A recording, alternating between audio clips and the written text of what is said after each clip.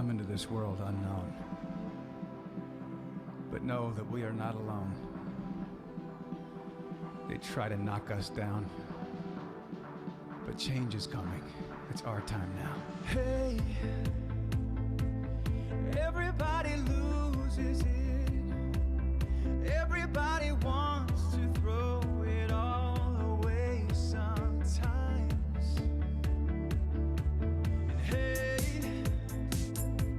yeah, I know what you're going through. Don't let it get the best of you. You'll make it out alive. Oh, people like us, we gotta stick together. Keep your head up, nothing lasts forever. Here's to the damned, to the lost and forgotten. It's hard to get high when you're living on the bottom.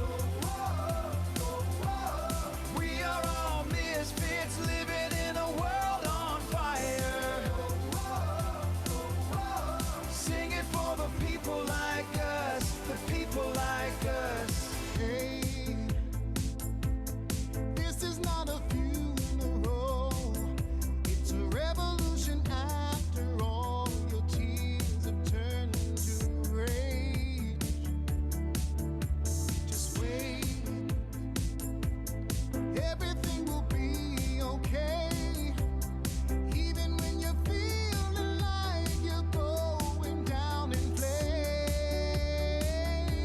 Oh, people like us, we gotta stick together. Keep your head up, nothing lasts forever. Here's to the damned, to the lost and forgotten. It's hard to get high when you're living on the bottom. We are all misfits living in a world on fire. Sing it for the people like us, the people like us.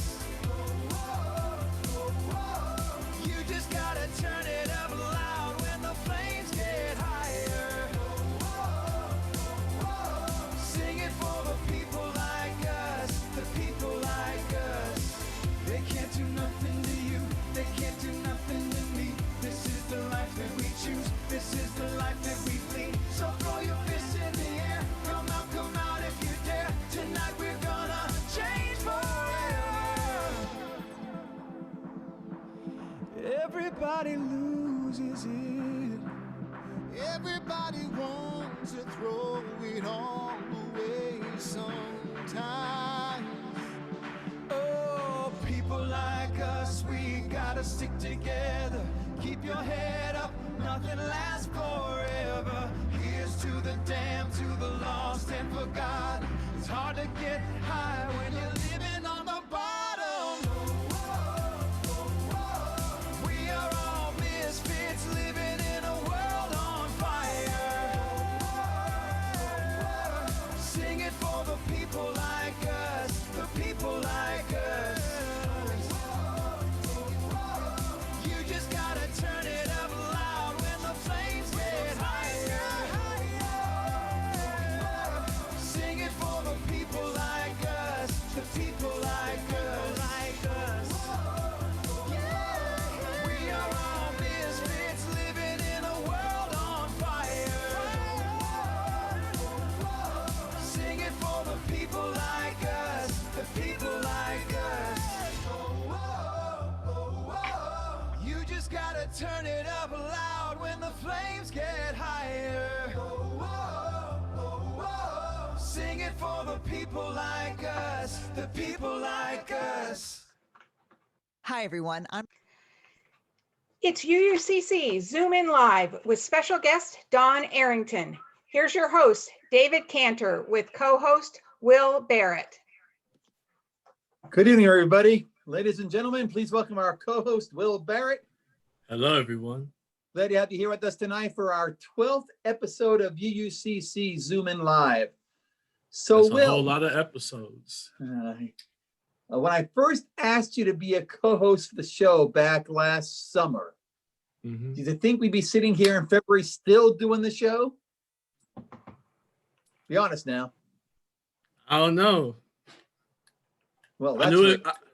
I knew it was going to be going for a while, but I didn't think it would go for this long. So, did you, there's a football game on last night. Did you watch that game at all? I did not catch the Super Bowl last night, no. So that's stereotypical UU behavior. So forgive me for those out there who did watch the game, but we were joking about this last week and said, we could actually put Zoom-In Live on Sunday night against the Super Bowl and not impact our attendance too much. But there you go. That's just this crowd here. I, of course, did watch the game and enjoyed it immensely. I got to mention this early on. For those of you, this is not the script, gang. For those of you who have Hulu, the streaming service Hulu, I am going to be pimping a show for you right now. I would urge you to watch a show called In and of Itself. It is a 90-minute one-man play made into a movie format, and it is funny, it is informative, it is poignant, and it is a show that basically uses magic and illusion to help make a bunch of the points that the person who's doing the show talks about. So it's not a magic show. It is a show that uses magic. And I have to say, so just watching the show itself without the magic, you'd say, gosh, that's a great show. If you like magic and don't care about one-man shows, you'll love that as well. But if you like both, it is killer. And during the show, so I'm a magic fan. I like going to magic shows and stuff. During the show, he does a couple of things, a bunch of magic, but he does two things in particular that you spend the rest of the night wondering, how the dickens did he do that? And I will guarantee you this, if you actually watch it, you'll be texting me within the next day to say, hey, you'll be saying, thank you for suggesting that I watch that show. It is amazingly good. I don't say this very often. This one is one of the things a friend and client of mine and suggested it last Monday. Mary Ellen and I watched it Monday night. And of course, I texted him. He told me I texted him immediately saying how great it was. Of course, I did. So in fact, a few of your fellow congregants have watched the show based on my suggestion already. And they text me within 24 hours about that. Quick reminder, please use the chat function at the bottom of your Zoom screen to announce yourself.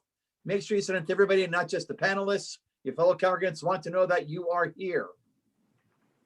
And if you've been with us before, thank you for coming back. And if this is your first time with us, we're definitely glad you're here. And we hope you bring yourself to be with us every couple of weeks. And we hope this becomes a part of your routine. And if you're enjoying yourself, please tell your UUCC friends, because, the more the merrier, and we need more people to get David's ratings up. And another reminder, if you missed a past show and want to check it out, many episodes are up on the UUCC YouTube channel, but there are a couple that aren't up there yet because, David likes to use music without permission, so he has to edit out some of the songs in order for them to be uploaded. Why, thank you, Will. No one last reminder, Allison Bashan, who is with us this evening in the audience. Hi, Allison. Claudia Victorov and I are in the early stages of planning our next UUCC game night. Folks who attended the first one a few weeks ago really enjoyed themselves. Some of those folks are here in the audience tonight.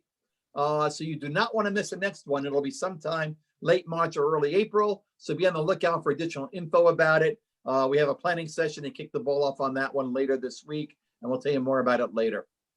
Oh, Will, your mom just said hi to everybody. Your mother is here, Will. So, those 4-letter words you were joking about before, cut them out now, okay?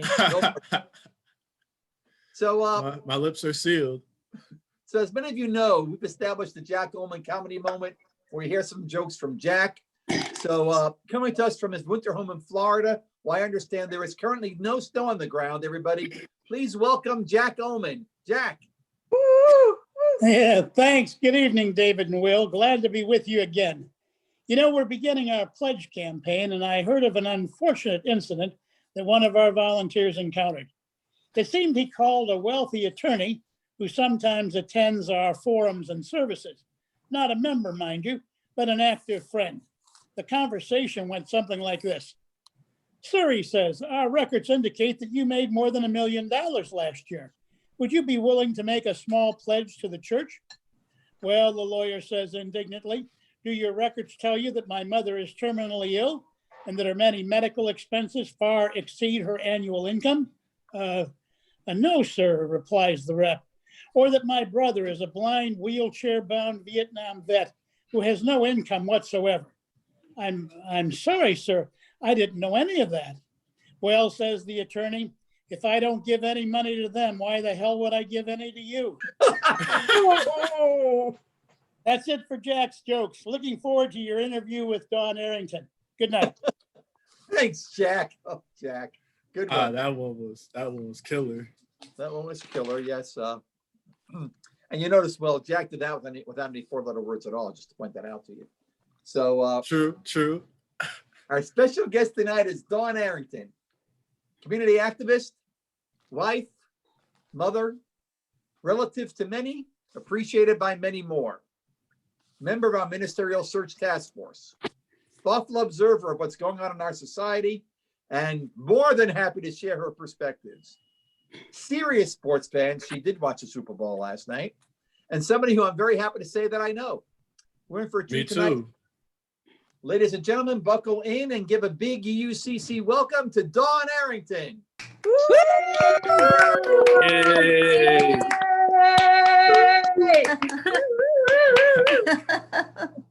See, Dawn, I told you send those checks out ahead of time and get you some applause. So how you doing this evening? Glad you're here with us. Oh, I'm so happy to be here. And yes, my voice is actually a little scratchy this evening. So that is more proof that I did watch some of the game. So did the team you were rooting for win, or did the alternative team win last night? So I wasn't actually rooting. I wasn't rooting for a particular team. God bless my son. He has not necessarily shown a whole lot of interest in sports, but lately he's been like getting into it. And so he was actually rooting for Tampa Bay. So his team won because he wanted the team that beat the Browns to lose. So I'm like, I am doing something right here. I felt that. Yeah. And he stayed up and watched the whole thing.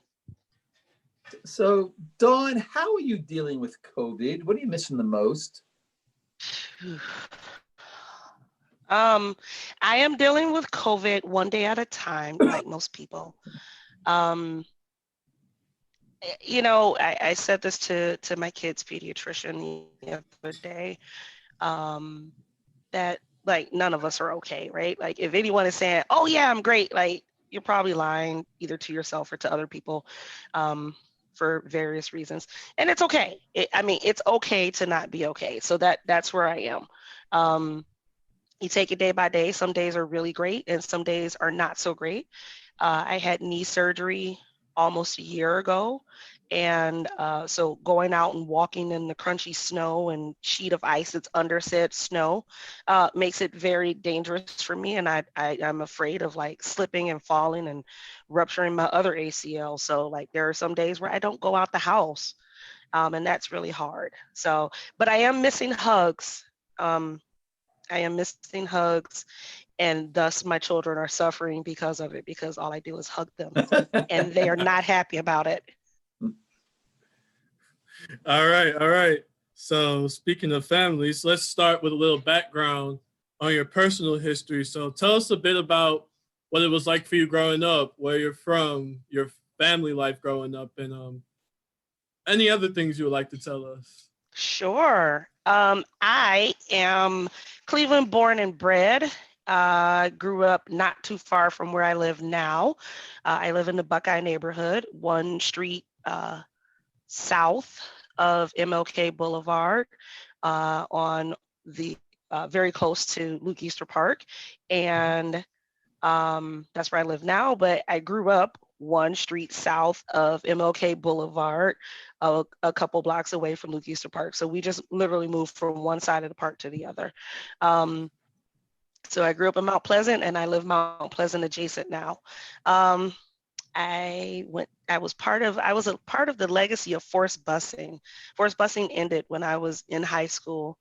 And so that was an interesting way to come up and Certain high schools were closing and students were getting transferred and having to spend their senior year, their junior year in new places with new faces and, former rivalries.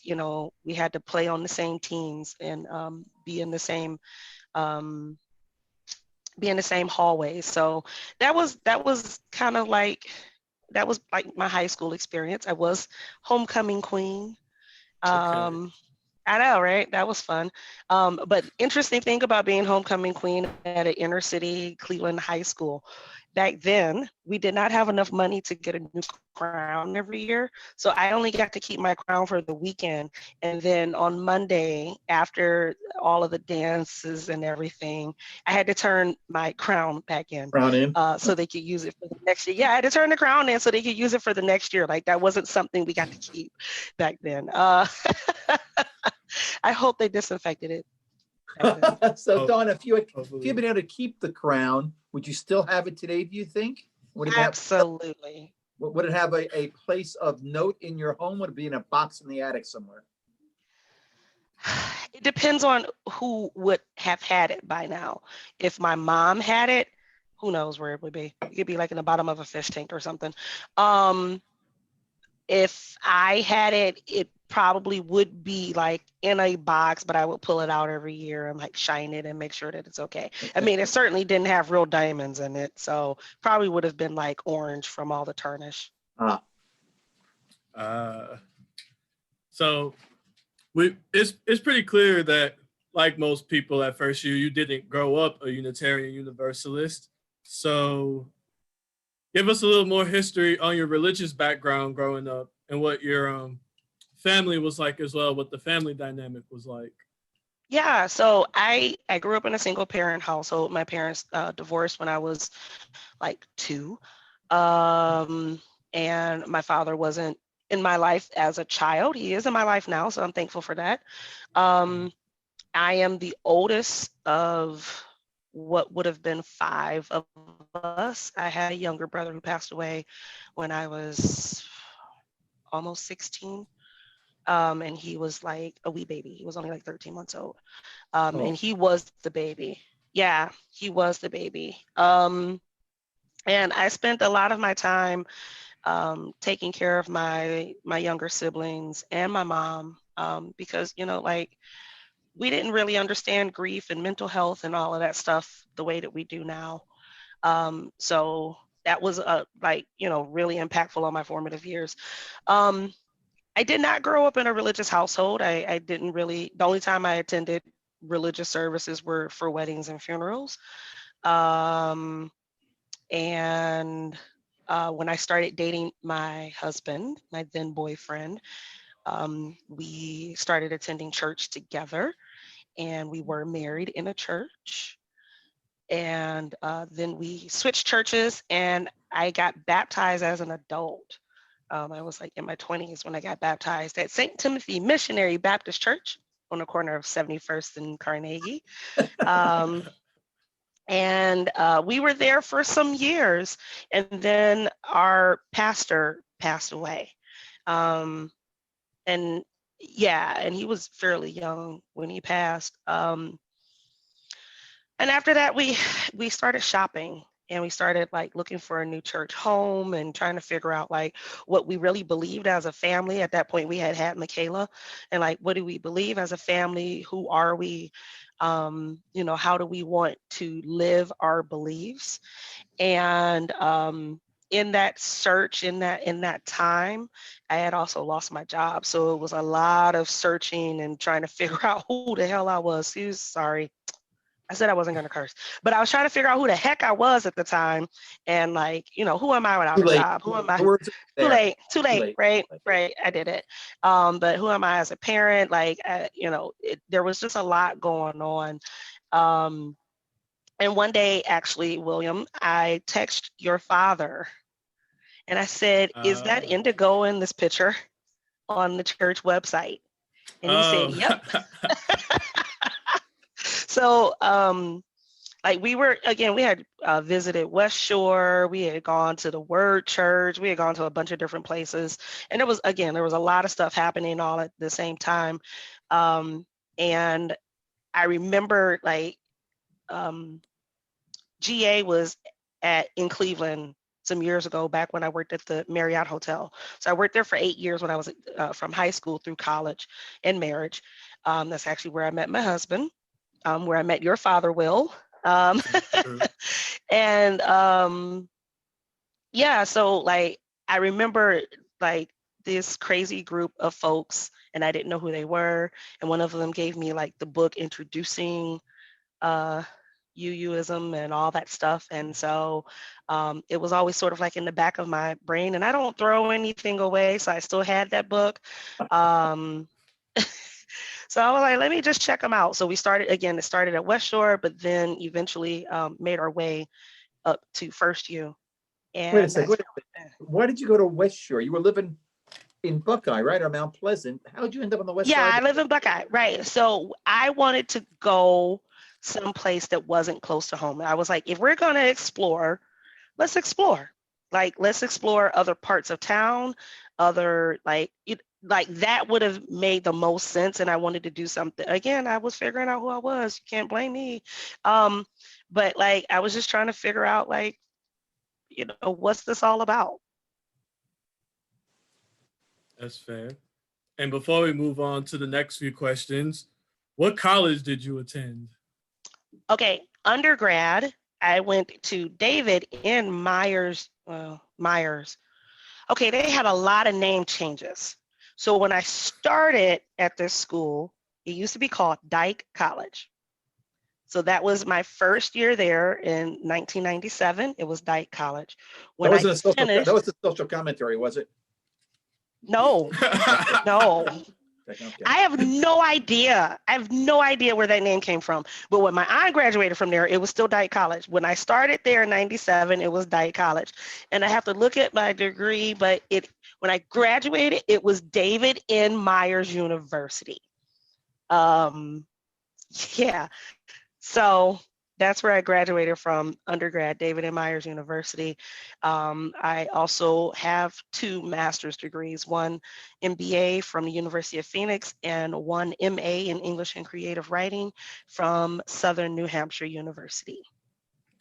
Okay. You kind of wandered around a little bit for that. Okay, virtually. So tell us about your family now. So it's you and Mike, and you have 2 kids, right? I do. It's me, Mike, Michael Jr., and Michaela, spelled like Michael with an A, because I always want my husband to know whose fault it is. So if you had been checking out West Shore, how'd you end up at First U? Yeah, so it was really that strange journey of, you know, spiritual journey, figuring out what I actually believed. Honestly, there was like a service at my old church that really pissed me off with one of like the ministers who was filling in, and he said something about like men getting their ear pierced, and it was just so inflammatory and so wrong and garbage, and like we're all sitting there and we're like, the Bible doesn't say that. And I think that was the last time I attended service there. I don't think you would like me very much. Yeah, no, it was bad. It was like bad. It was like all the things that you hear about, like, you know, homophobia and all the phobias that you can think of thrown into this comment. And I'm like, but the Bible didn't say that, and where's this trash coming from? And so at that point, like, I was like, no, I gotta go. Yeah.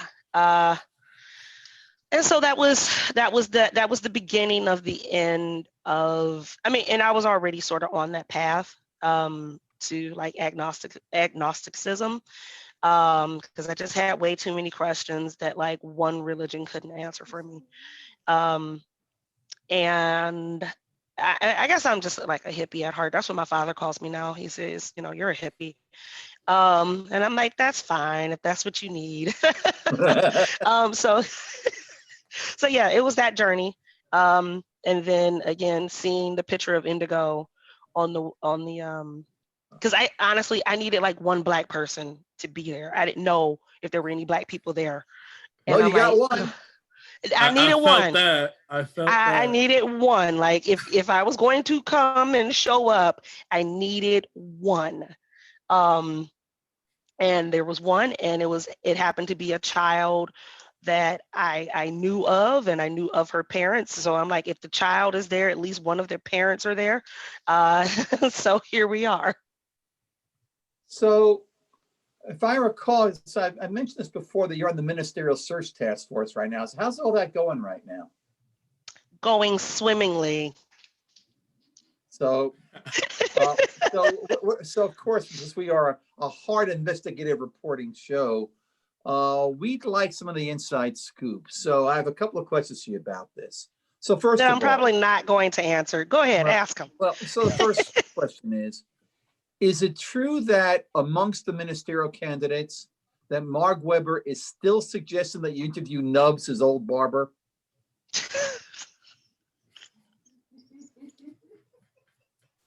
The barber always comes back. Yeah.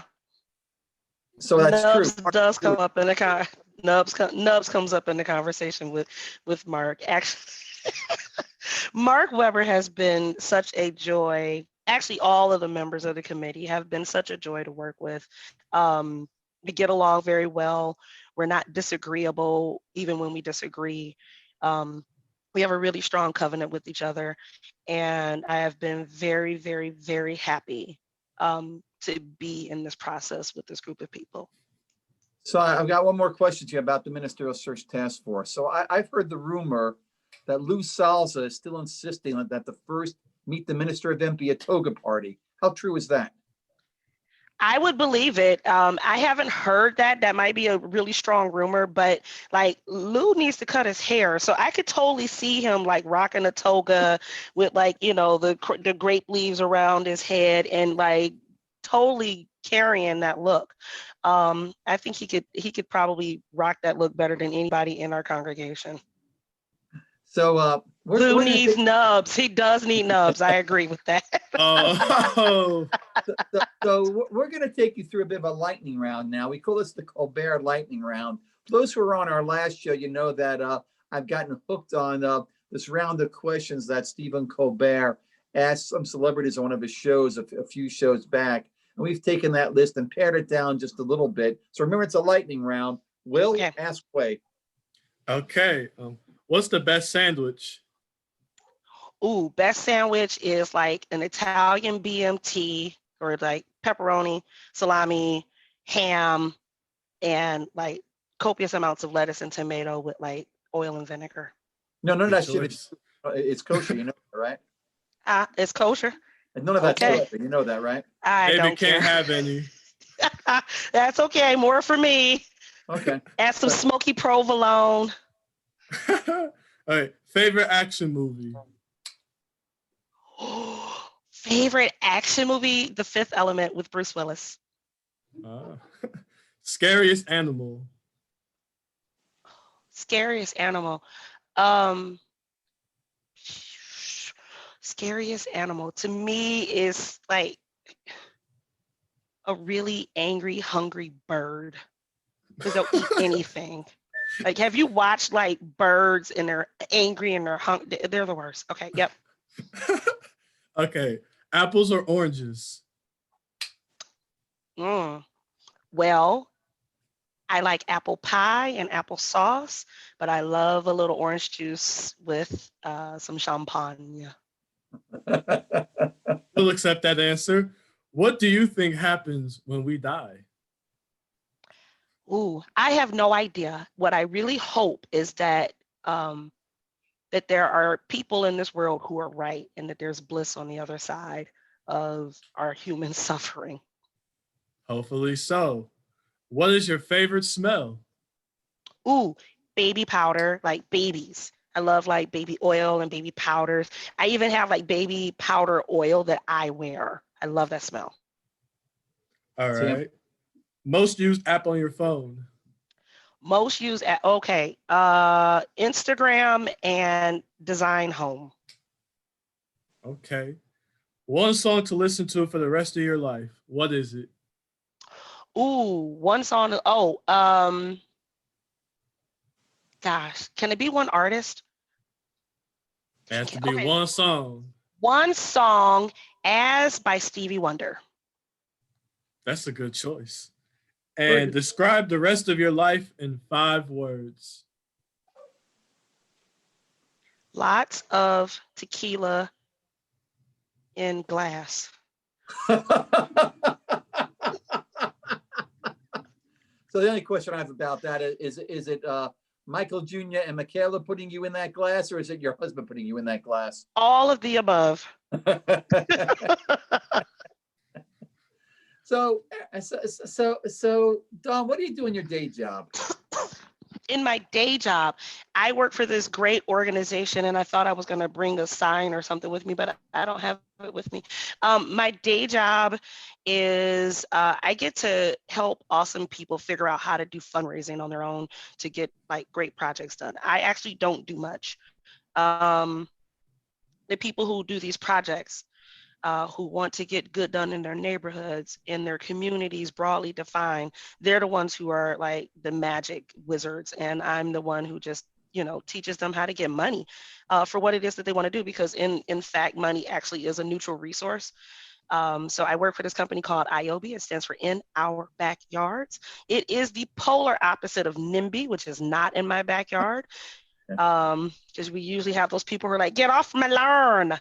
And telling people no, that they can't do something, or there are groups of people who are disenfranchised or underrepresented in every aspect, including fundraising and philanthropy. And so my job is to go out and find those people, bring them in and tell them, hey, you can ask for money through crowdsourcing and you can get something done. Even some neighborhood kids, that's how our playground at our church was revamped and painted and spruced up, because some kids in the neighborhood who don't even go to our church were like, yo, we use this playground, but we don't want to have to get tetanus shots to use it. And so they organized, their parents helped organize, they were part of a match fund. So every dollar that they raised was matched dollar for dollar. And they were able to like organize and put that together and do that themselves.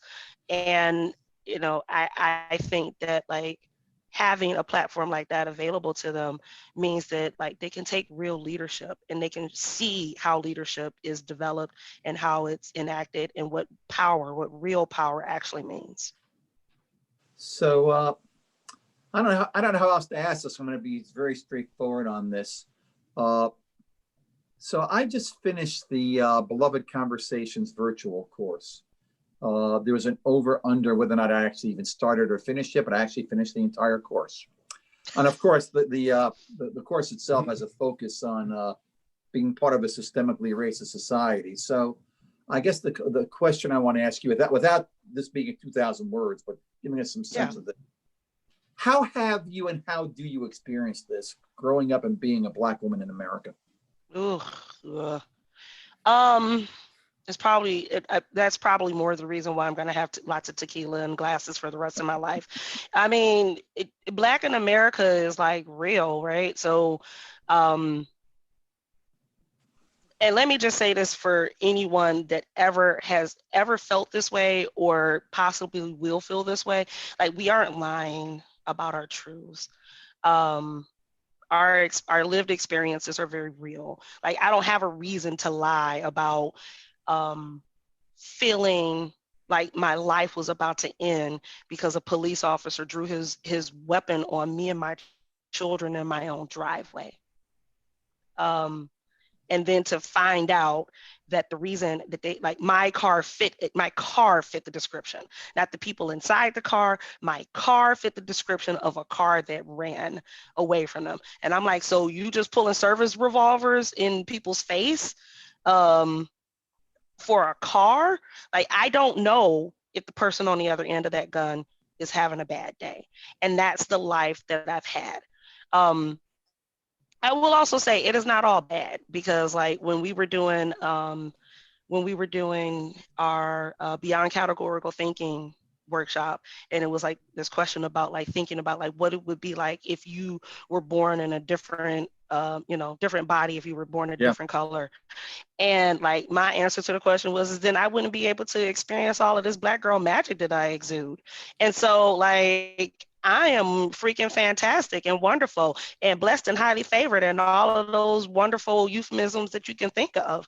And my life is great. I say that with, all sincerity. It is also complicated because, as much as I love myself and the skin that I'm in, I also have to think about those things. I also have to think about how I'm going to parent my children and not steal their joy. I have to think about just my husband going out of the house to walk the dog down the street, and what does that mean for his safety? Or if he sneezes, or if he coughs, or if he's experiencing some type of pain, oh my God, are you about to die? Or is the doctor listening to you? If you can even get him to go to the doctor. So there's all of these different things, these complex things that go into being Black in America, and especially being a Black woman in America, being a Black mother in America, being a Black worker in America. And so it's complicated, but we do the best that we can, and we experience the joys when they come, and we wholeheartedly experience the pain when they come, and try not to confuse the two. Thank you. Can you explain to our audience how you use comic books to address justice issues? Yes, I can. What? Okay, so let me just. Well, as a side, I'm glad you could, because the video commercial for this episode said you were going to be able to do that. So if you weren't going to do that, I was consider looking pretty stupid. So thank you. So I love comic books. I'm reading this one right now, and this says this is Invincible Iron Man. So when you think of Iron Man, you think of who? Tony Stark. This is not Tony Stark. This is Riri Williams. This is a Black girl, 15-year-old genius level Black girl who is training with Tony Stark, and I love her and I love her story. But there are also other Black comic book characters that a lot of people don't know about outside of maybe like Miles Morales or there's a few others, maybe John Stewart, the Black Green Lantern, but he was after, he was after Hal Jordan. Yep. So there are these Black characters that a lot of people don't know about. But back in 2017, our truck was broken into while we were on family vacation in Atlanta. And when we got home, we had to get our truck fixed. And the guy who was working on our truck at the shop at the end of our street, said to my husband, I would write the word window, because that's what he fixed. I would write the word window, but I don't know how to spell it. And that really took us aback. And so I started doing a little bit more research and figuring things out. And what I discovered is that in the Mount Pleasant neighborhood where I grew up and where I live like 1 block away from, the functional illiteracy rate is north of 88%. It's nearly 90% of the people that live in that neighborhood cannot read above a 2nd grade reading level. And that goes beyond just being able to read a book. They can't help their kids with 3rd grade math. I have 2 master's degrees, and 3rd grade math left me crying twice. You can't read a bus schedule to get to work on time. You can't fill out a job application, opening up a bank account, reading your prescriptions on your medicine. And so these things exist, and these people are not living whole person, healthy lives. And so I wanted to do something about it, but I wasn't trying to usurp, GED and literacy programs that are available in the neighborhood. And there's at least 2 that I know of. But what I did want to do is I wanted to put something that I love in the hands of the people that I love. And so I wanted to marry comic books and introducing Black characters. So these characters look like us, talk like us, deal with the things that us got to deal with, and put them in their hands. Even if you can't read the words, you can follow the pictures, and hopefully you'll want to know more. And I have seen so many faces light up since I started Comics at the Corner in 2018. And I actually just was awarded a grant at the end of 2020. So more comics are coming. Something like $2,200 worth of comics are coming. And let me give a quick shout out to Carol and John's comic shop over on the west side in Cam's Corner. John Dudas, who's the owner, he started the comic shop with his mom, Carol, but he's the owner. and he's a Cleveland firefighter, 26-year vet with Cleveland Fire. And that's how he learned how to read. And he has been such an amazing partner since I approached him last year, February.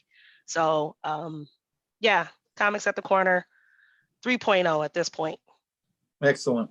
So just so the audience has a heads up, well, before you go on to the next questions, heads up to the audience here.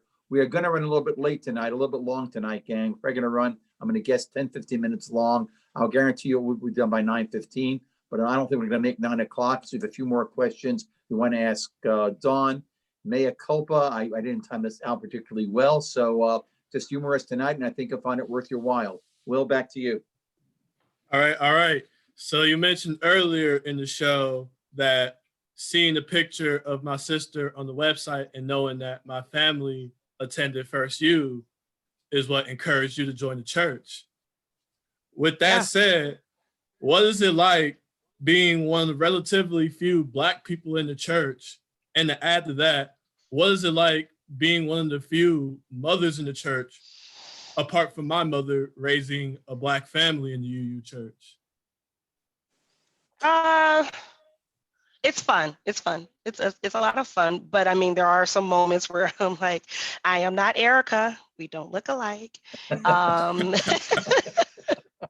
That has literally happened a couple times. And, you know, it goes back to like being Black in America. I unfortunately, unfortunately, this is America, right? So like, I agree with all of the principles, and I love that we have like a beautiful campus that we can just go outside and sit outside on this big expansive lawn. And I understand how privileged we are to be a part of it. That being said, I don't think that anybody would be like, oh no, we've arrived and we don't have any work to do. We absolutely have work to do. And I think that that's part of the process. That's part of the growing.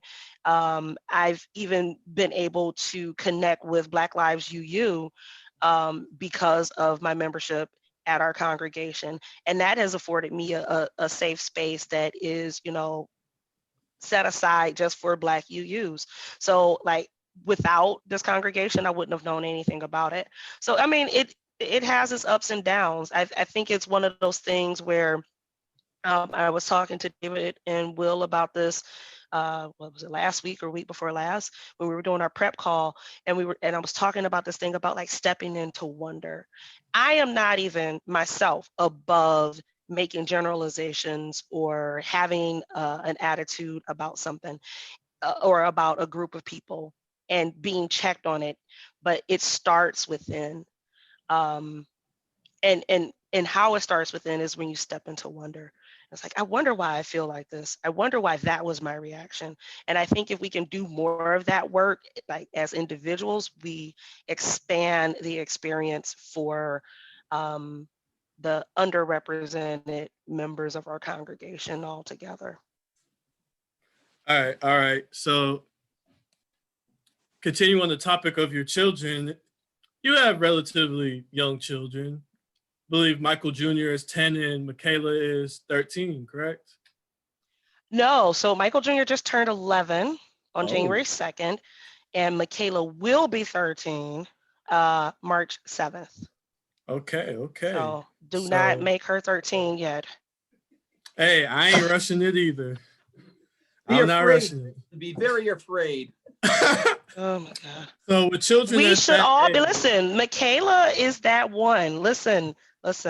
So during the insurrection, like we're all watching it and, you know, we're sitting there, and it was a combination of shock, but not surprised at the same time, like watching this thing happen. And Michaela comes into the room and she's watching it and she says, so where are their rubber bullets at?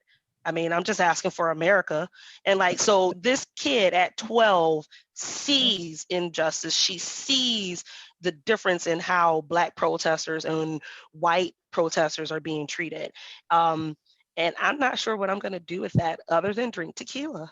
Yeah, Michaela is not the one to play with. I remember the prep meeting, you gave us one of her quotes.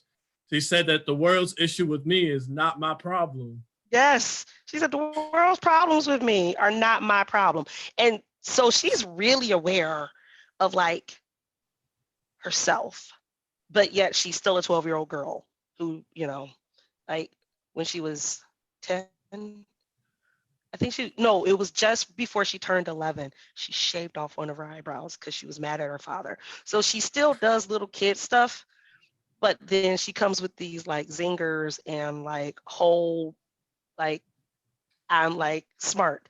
So, so, it takes a lot of patience to raise both of these children. So it So with sounds that- though, for what you're describing, it sounds like Mike's done a great job raising them. Yeah, he has. He's an excellent, patient man.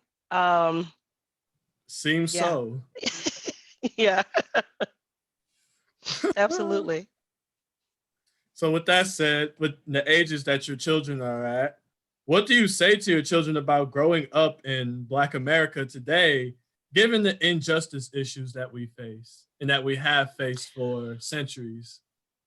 It is a constant conversation. It doesn't end. There's a constant conversation in issues around accountability and responsibility, and understanding that the world is coming for you. There's a bunch of people in this world who want to see you fail, and I'm not one of them. But in your success, however that's defined for you, as long as you're not doing it in my house, once you get out, you gotta go. But I've heard that one before. right, and I'm like, you can stay, but you gotta get a job. You can stay, but you still gotta follow my rules. So like, there's a give and take. Like, you can stay, but here are the things that you have to like deal with, and that's part of the accountability, the responsibility. You're gonna have to work within certain types of normative constructs your whole entire life, whether they're fair or not. And so those are the conversations that we have constantly, and just dealing with life and just dealing with the fact that like, you are in America, you are Black in America. And that's just real. Very true. Those are same sentiments that I've heard throughout my life. And apart from those, what are some other things that in your mind you have to tell your children that the average white parent doesn't have to tell their kids? Oh, so that instance where the police officer pulled his weapon on us, and my son was in the back seat. My kids were in the back seat, and I rolled down the windows, and I put the car in park, and I took my hands off the wheel, and I started screaming, "There are children in the car, there are children in the car, there are children in the car." And he came up, and he was nice, but he, the first police officer, because it was like 3 cars, and he like looked inside the car, went and checked my back plate, and was like, "No, this is not who we're looking for." And my son, after like it's over, and he was like, ugh, he had to be like 7, 8 at max. And he said, I should have pulled out my iPad and recorded him. And I said, and you should have sat your little black ass down and shut the hell up, because pulling that out, that could have got you shot. He could have took that movement as aggression. You don't know. And so like, again, these are these moments where I have to steal like my children's joy or innocence just so they can survive in this world. So like, it's moments like that where I like have to play that balance with them. Very true. Very true. So do you view and think differently about white people in this country after the rise and reign of Trump and Trumpism? No. Again, like, no. I like that insurrection on January 6th, I was like shocked, but also not surprised. No. There 74, something like 70 million people voted for that man. No. Even after everything, after 4 years, they continued to vote for him and be about his policies. No. So what can the country do? What can white people do to, over time, impact how white people are viewed by people of color in this country? I mean, like, don't be douche nozzles. I mean, I'm sorry, but don't be like, don't be Hey, if you got something on racist. your mind, Like, say it. right, y'all did promise the audience that right. Thank you. Be sorry. But like the reality is like that is your work to do. And so it's going to be very much the same thing like I just said about raising my children. It is a constant conversation. I don't take a day off from being a mom. I can take a day off and go rest and relax and you know and do that ministry to myself so I can be a better mom for my kid. But you don't take a day off from being a mom. You don't take a day off from calling out racist sentiment and feeling, and even within your own families or with your friend group, like what do you stand for? So you don't get to take a day off, you don't get to rest and relax, but I also don't get to figure that out for you. I get to sit down and let the white people talk to the white people and you know snatch each other up. Oh God. Okay, so we're going to wrap up with this last question right now. And it's a standard last question we ask every time. So, Dawn, if you could have one superpower, what would it be? Oh, one superpower. You read the comic You books. mean Come on, I know about all of them. So, which one? I know, I understand, but like beyond the superpowers that I already have, one superpower that I would have would be the ability to stop listening.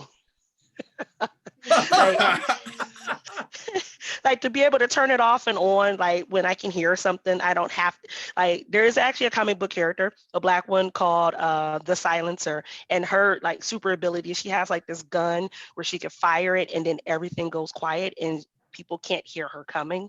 And so it would be sort of like the opposite. I don't want to hear nothing. I don't want to hear people talking.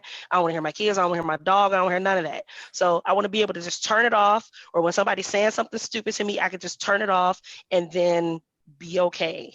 Like, and then I can turn it back on when I want to. So it's kind of funny because on one of our first shows, Eileen McCulley, now in North Carolina, was our guest. And when I asked her that question, she wanted the exact opposite of what you want.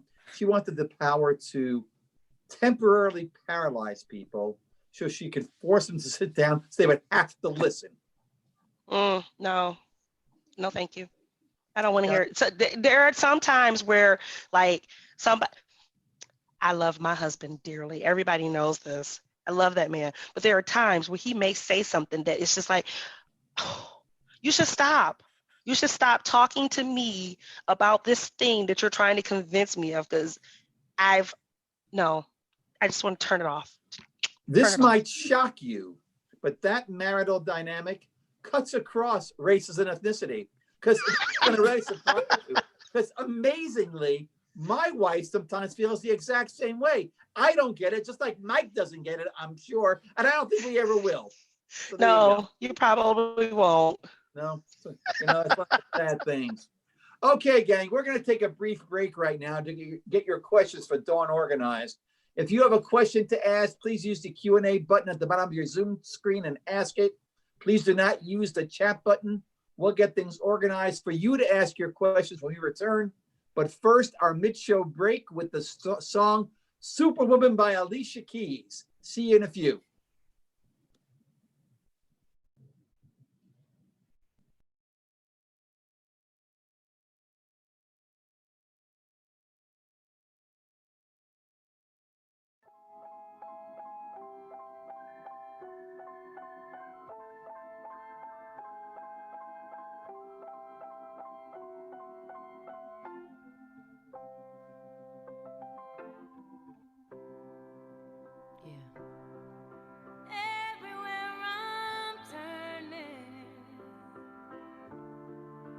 Nothing seems complete. I stand up and I'm searching for the better part of me. I hang my head from sorrow.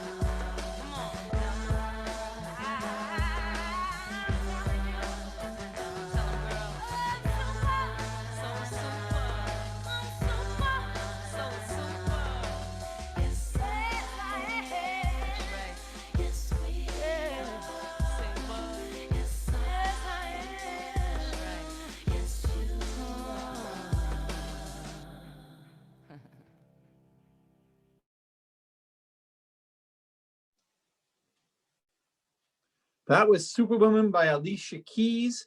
It's from the album As I Am, which won the Grammy for Best Female R&B Vocal Performance in 2007. That was Dawn's selection for tonight's show. And it was, as you can hear, quite a winner. In the category of Time Sure Zooms By, Alicia Keys, who I still think is, Will teases me about saying I still think he's 14 years old. I still think about Alicia Keys as being very young. She released her first album 20 years ago now. 20 years since Alicia Keys' first album came out. Amazing. So Dawn, you ready to take some questions from the audience? I am. I'm so ready. Okay, so we're going to start the first question from, who is this person now? Erica Brown. Erica Brown, you have a question for Dawn. You're on with her I now. do.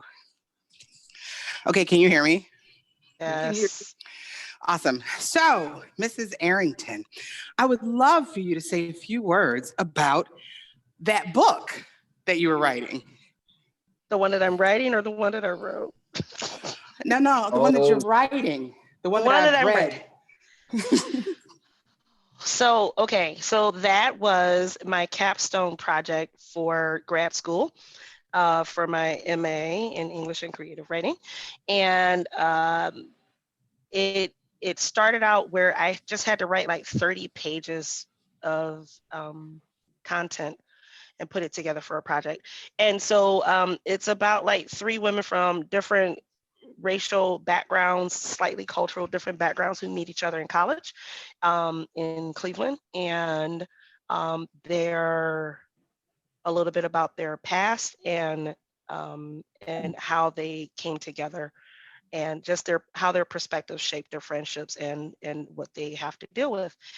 Yeah, I haven't picked it up for a few years. Because I was probably running around being Alicia Keys' Superwoman right now. But I literally just took, I am actually on 3 boards, and one of the boards that I'm on is Literary Cleveland, and I literally just took one of their writers' workshops about developing a writing habit. And I am really excited to go back into that project. Next question. Thank you. You're welcome. Next question from Lori Albright. Lori, you're on with Dawn. Dawn, it's been so long since I've seen you. So my question is, you are involved in so many worthy and important things. You have so much energy. How do you keep it all together? How do you renew yourself? My goodness, I would think you would be depleted by the end of the day, and you just keep on ticking. Energize me. So a couple ways. Erica knows this about me. I'm a bit of an avid paper planner. So I just want to show you all my new purchase. That's my awesome new cart.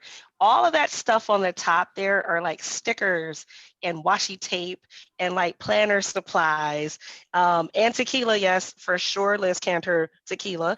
Like I unabashedly love tequila. So there's like adult coloring and reading and writing, but like doing the good work, like the work and the struggle continues, right? Like that, knowing that there's still stuff for me to do here on this earth keeps me going. And for sure, like there are days, I'm actually an extroverted introvert, meaning that like I can do this all the time, but when I shut down, I shut down. I don't want to talk to anybody. I want to turn my superpower on. I don't want to hear anything. And I just kind of want to like veg out and watch Hallmark movies and decorate stuff. So I have a couple different interests, and whichever one is like the thing that I can get into that day is what I do to like feed myself and feed my soul. I'm gonna guess you and my mother bond over Hallmark movies. Oh my God, Will. So let me tell you. So there was one day I was actually like working. I was supposed to be working, but it was this Hallmark movie on, and I like called your mom, and we sat, and we were both supposed to be working, but we sat and watched this Hallmark movie together on the phone like we were teenagers. It was hilarious, like through the commercial breaks and everything. It was the best like 2 hours of dereliction of duty I've ever spent. So one of the podcasts I listen to dumps on Hallmark movies all the time. So I have a question to ask you about them. So is it true that every Hallmark movie is required to have a climactic scene in a gazebo in the center of town? Basically, Yes. yes. Yes. So there's always 10 minutes before the movie ends, there's some major misunderstanding. Somebody walks in on somebody talking about somebody, but they think it's about them, but it's really not. And then like there's one final kiss. Everybody, it's cold outside, right? It's supposed to be cold outside. You never see anyone's breath, and everyone walks around with like a hat and a scarf, but their coat is open. It's the best. It's the best. It's the best. It's the best. There's a formula, and they work.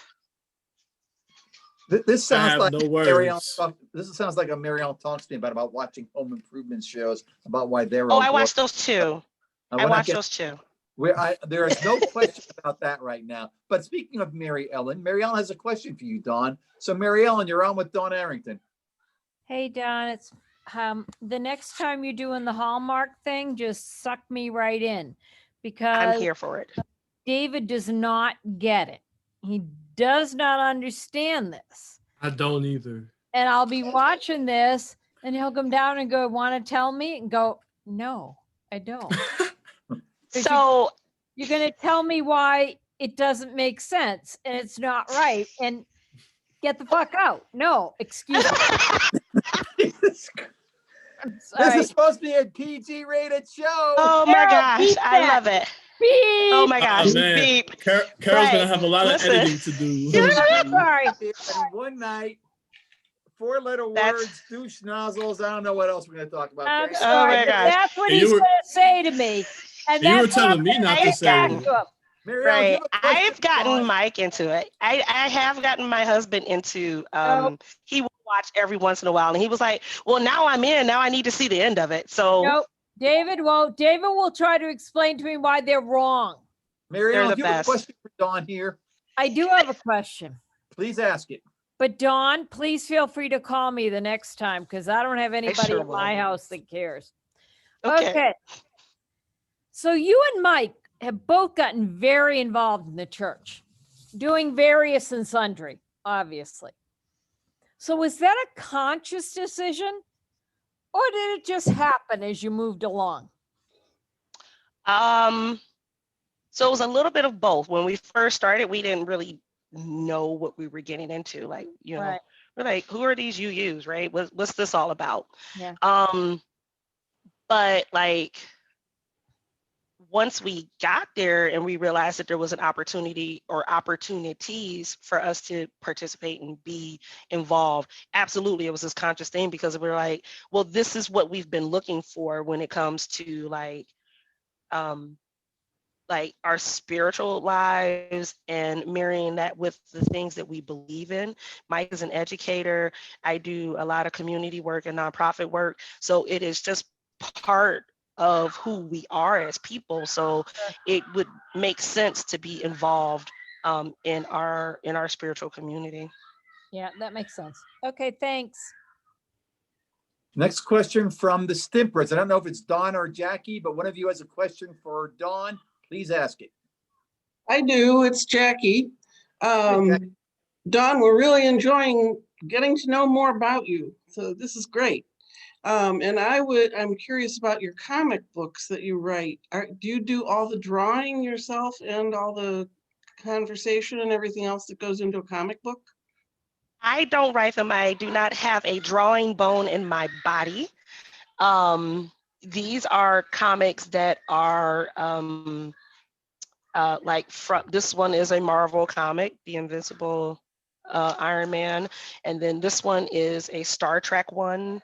And then like another favorite one is with Black Lightning. And Black Lightning, his story is taking place in Cleveland right now in his comics. So I'm like really here for that, but that's all DC. So I don't write them.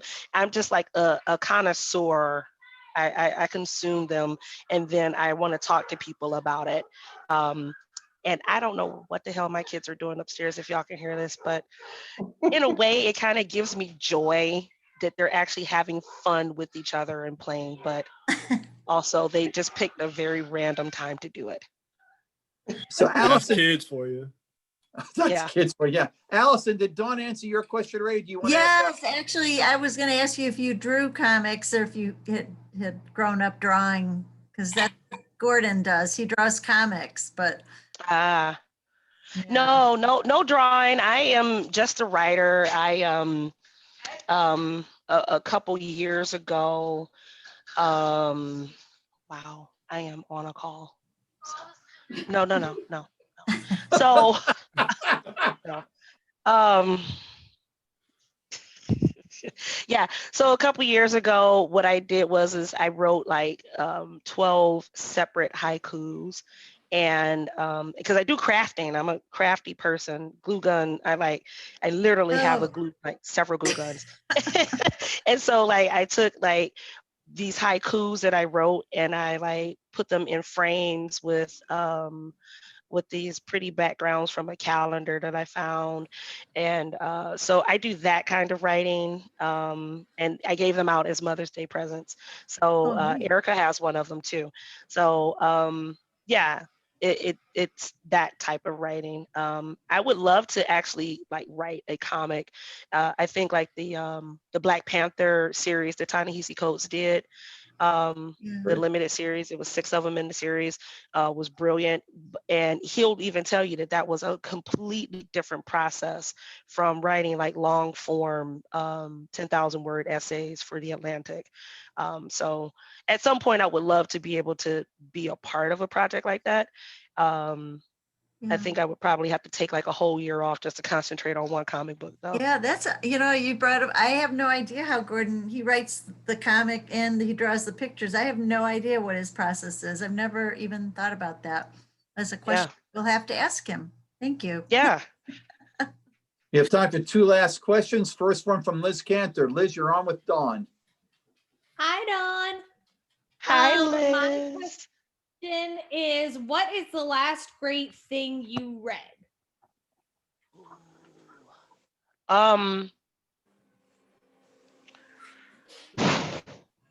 Okay, so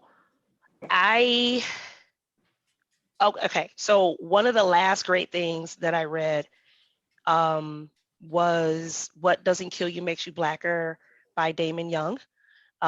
It's it's a memoir, and he's the co-founder of Very Smart Brothers, which is a blog site that has been acquired by The Root now. But he's a humorist, he's a writer, and a couple years ago, I got a chance to introduce him at the Great Lakes African American Writers Conference, GLAW-C. You can also donate to that project on IOB right now. But I got a chance to introduce him, and his book was just really eye-opening because we're like in the same age bracket. And so there's a lot about his story, and he's from Pittsburgh.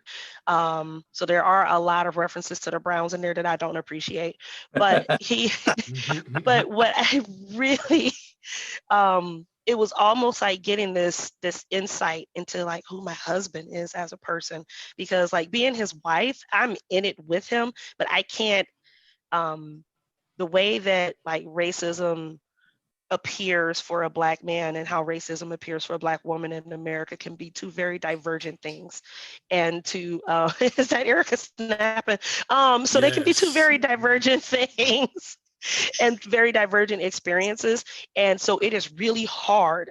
Like you asked a question earlier, Will, about like what it's like to be a Black woman in America. It is really hard to be a Black woman married to a Black man in America, because the way this world is set up, it is not set up for our success.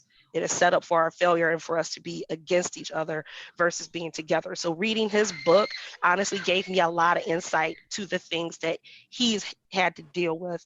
And it's just nice sometimes to have an outside voice outside of my own husband's, so I could better understand what he deals with on a daily basis. So that's one of the last few things, great things that I've read. Great. And finally, last question from Nancy King-Smith. Nancy, you're on with Dawn. All right. Well, Dawn, it's been great to hear your wonderful answers to such a great range of questions, and your energy and creativity is remarkable. Love it. So I have two questions based off the fact that you have lived very close to the same place all your life. So the first one is, how have you seen Cleveland change? How have I seen Cleveland change? Well, I will say that I've seen it change through the perspective of being someone who grew up on like riding the bus, riding the RTA, versus like, I didn't learn how to drive. I didn't get my driver's license until 2 weeks before I graduated from college. So I was like 21, 22 years old.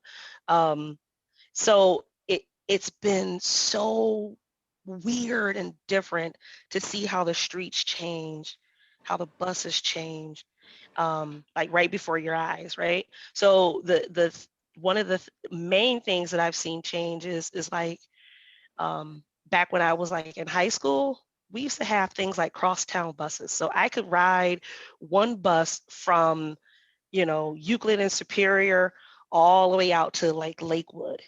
And you can't do that anymore. Now you have to stop in downtown. And so I don't know what that says about our town or how we see it, but there was a point where we were really trying to come together, and then like, it's like, no, that doesn't work. And so when you think about like transportation policy, and when you think about how people change the streets when nobody asked them to, or, now there's bike lanes when like, frankly, the drug dealers over here are not using bike lanes to ride their bikes back and forth. So I've seen these changes in like policy and us trying to be almost something that we're not. I love Cleveland. This is my hometown. But like, I've just seen an amount of change that I feel like the people weren't consulted on. Yeah. Okay. And the other question is, if you could live any place else, where might you choose to live? Oh, so back in the day, like when I was young, right, before kids, I used to want to like live in Paris and Chicago and San Francisco, and then like, and even New York. And then I traveled to places and I'm like, New York is filthy. I'm sorry, I know.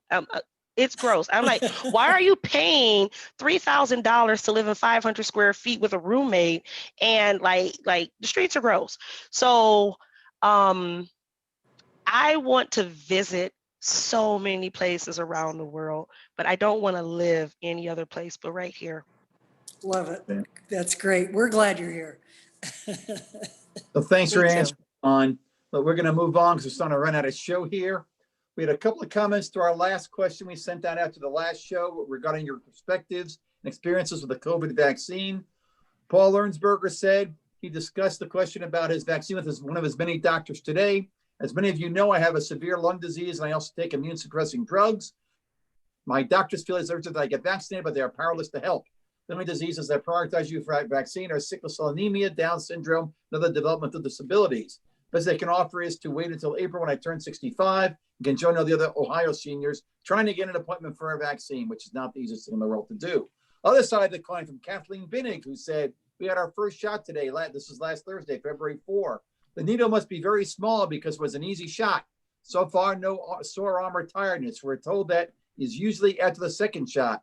And she talks about how they signed up at a bunch of places, including in Geauga and Cuyahoga counties. They called Metro, and then she said last week they were still only doing 80-year-olds. By the way, as of today, they're doing 65-year-olds. Signed up with a bunch of the drugstore chains. Got a tip to call Walgreens and wait on hold until I can talk to a real person. That was yesterday. We got appointments for today. And then she goes on a little bit more about finally getting a shot from an option from Discount Drug Mart as well.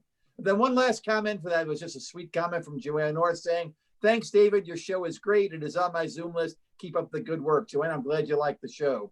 So for future shows, if you have something to share, please send it to Zoom-In, ZOOMIN at uucleveland.org. If you got any comments, suggestions, stories, what have you, just want to let you all know that we're going to be going through a 6-month review of the show. Yes, our next show comes about right around the 6-month mark for us. And so the team is going to take a little time away to actually kick around how we're doing and what we might want to change. We're going to be sending you all out a survey. I know it's a pain. You think survey, you think pain in the butt. This is really quick. Liz Kantor put it together. Took my questions and put it together. It's like a 2-minute thingy. So when you get it the next week or so, please fill it out because we want your feedback so we know how we ought to evolve the show as we're moving forward. So Dawn, thank you for being our special guest tonight. Will, how about our next show? All right, so for our next show, that will be Monday, February 2nd, with special guest Nancy King-Smith. Nancy is a true UU icon, having been a leader for both UUCC and its predecessor, First U. She was a member of the initial UUCC board, was, among other things, board president of First U, and has a long storied career as a justice advocate. It's impossible to list all the other areas and issues she has championed, but her work on the environment and racial justice certainly should be highlighted. We'll discuss these areas and a whole lot more on the next episode of UUCC Zoom-In Live. Thanks, Will. We're running out of show, gang, so let's give a major league round of applause to Carol Gay, our producer. As I say each show, I do the easy stuff. Carol has to make sure that things actually happen, so thank you, Carol. Yay! A reminder about a little change. If you'd like to catch up with your fellow congregants after the show, just stay right where you are here for a chance to chat with your fellow UUs. Carol will get you squared away following our wrap-up music. Speaking of which, we're going to leave you tonight with a personal David Kantor favorite, Black Magic Woman, Gypsy Queen by Santana. We'll look forward to seeing you 2 weeks from now for the next episode of UUCC Zoom-In Live. Dawn and Will, say goodnight. Good night, y'all. Everybody. Good night, everybody.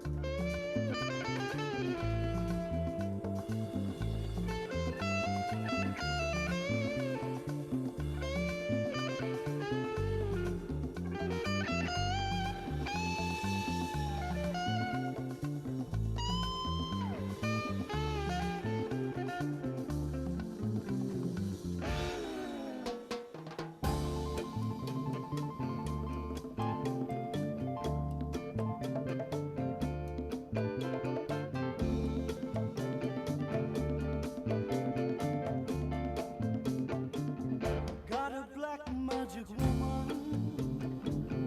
Got a black magic woman. I've got a black magic woman. Got me so blind I can't see. That she's a black magic woman. She's trying to make a devil out of me. Don't turn your back on me, baby. Don't turn your back on me, baby. Yes, don't turn your back on me, baby. Stop messing around with your tricks. Don't turn your back on me, baby. You just might pick up my magic sticks.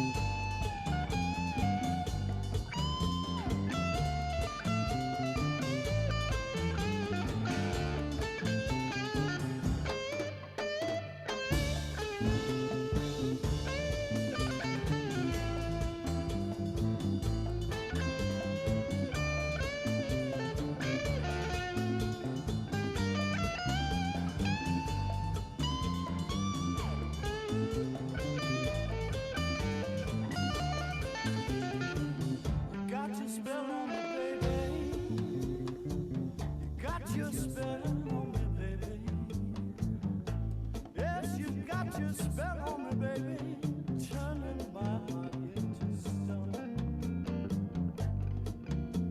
I need you so bad, magic woman, I can't leave you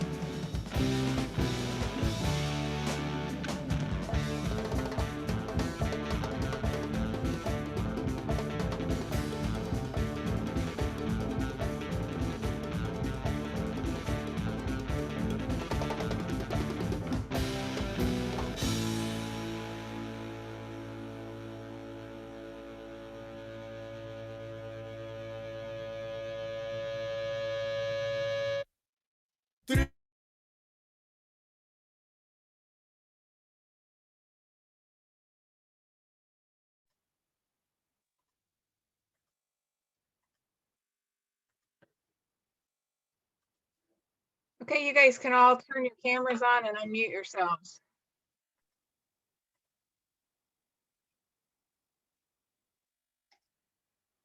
Greetings. All four of us, or five of us, four of us. Well, there were more. I promoted more people than that. They all disappeared. They just were listening to the music. Hold on. Yeah, well, whatever works. I stuck around to see who's here. I know I won't stay long. It's getting close to bedtime. Yeah, Jack's here, Paul's here, Sandy Wilson are here, but you need to take your camera, turn your cameras on.